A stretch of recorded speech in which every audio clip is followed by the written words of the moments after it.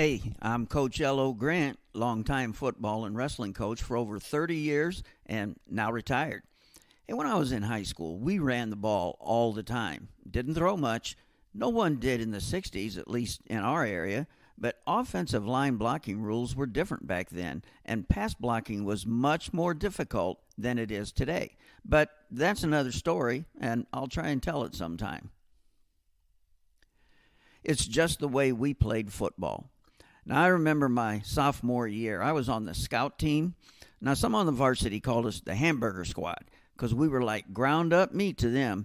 I got to run the ball a lot against the varsity defense. Then, against the varsity offense, I got to play defense. Now, I looked forward to practice every day because I knew I was going to run the ball and play a lot of defense. Now, did I get pounded a lot? Yeah, but I was playing football, and that's all that mattered. Whenever I would make a solo tackle on a varsity back, the coaches would chuckle and point at me to each other. See, I was about 5'3" and weighed 115 pounds my sophomore year. So I wasn't expected to make a tackle on a big, bad varsity back. No big deal to me. Hey, it was just like playing kill the man with the ball. It made me kind of mad that the coaches laughed at the little sophomore making plays. I thought to myself, put me in on Friday night and I'll do the same to the other team. Now, that was probably a boast that I couldn't back up, but that was my attitude. But because I was so small, they didn't take me seriously. Now, I remembered that later when I became a coach. I tried not to overlook anyone.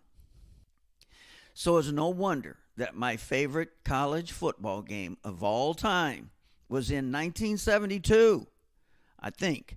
It was on Thanksgiving Day, and Nebraska and Oklahoma were on TV. I believe Nebraska was number 1, and Oklahoma was ranked number 2.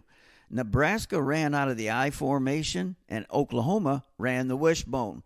Now, both teams ran the ball at least 90% of the time, and neither could stop the other. If I remember correctly, Nebraska won 35-31 in a back-and-forth game. Now, that was a high-scoring game back then because the clock was always running. No incomplete passes to stop the clock. Just set the chains for first downs, one after another. And it was not 3 yards and a cloud of dust. It was 5, 6, 7-yard chunks with 15 to 20 yarders thrown in. It was probably a 2 to 2.5 hour game as opposed to today's 3 to 4 hour marathons. Anyway, I enjoy those types of games more than any other to play and watch. Now, I know that's old school football, but that's me. And yeah, their uniforms were really dirty when the game was over. I like that. I'll admit, I am not an NBA expert. Far from it.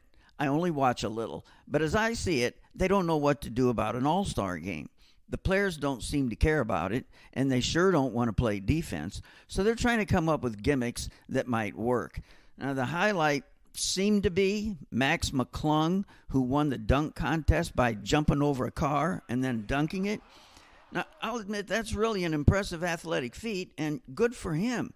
But could it be that we in the USA are so concerned about jumping over cars and fancy dunks that we're not teaching good basketball?